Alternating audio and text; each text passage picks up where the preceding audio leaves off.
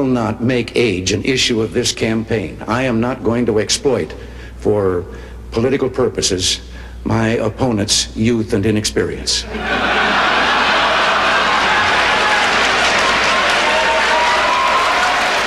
Although I've been around for a while, I can remember when a hot story broke and the reporters would run in yelling, "Stop the chisels."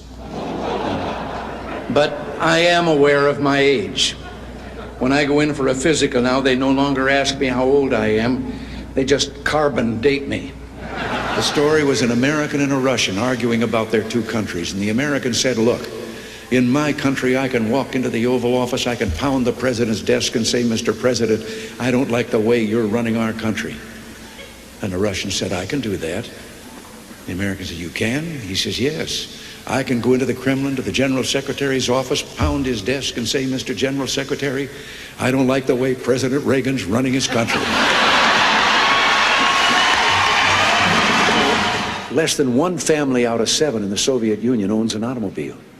Most of the automobiles are driven by the bureaucrats. The government furnishes them and drivers and so forth. So an order went out one day to the police that anyone caught speeding, anyone, no matter who, gets a ticket. Well, Gorbachev came out of his country home, his dacha. He was late getting to the Kremlin. There was his limousine and driver waiting. He told the driver to get in the back seat, he'd drive, and down the road he went. They passed 2 motorcycle cops. One took out after him. And pretty soon he's back with his buddy, and his buddy says, "Well, did you give him a ticket?" And he said, "No." Well, he said, "Why not?" Oh, he said, "They're too important." Well, he said, "We're told to give anybody a ticket, no matter who it is." Oh, he said, no, this one was too, I could. Well, he said, "Who was it?" He said, "I couldn't recognize him, but his driver was Gorbachev." About 3 dogs, an American dog and a Polish dog and a Russian dog. They were all having a visit, and the American dog was telling them about how things were in this country.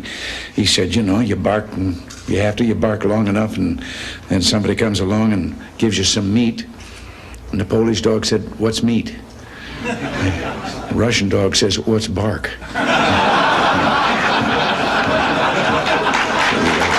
one has to do with the fact that in the Soviet Union, if you want to buy an automobile, there is a 10-year wait.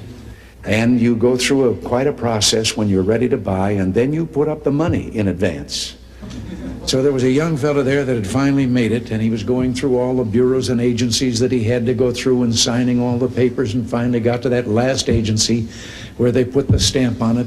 And the man then that had made the final stamp of the paper, taking the money, said, "All right, come back in 10 years and get delivery of your car." And he said, "Morning or afternoon?" And the fella said, "Well, 10 years from now, what difference does it make?" He said, "The plumber's coming in the morning."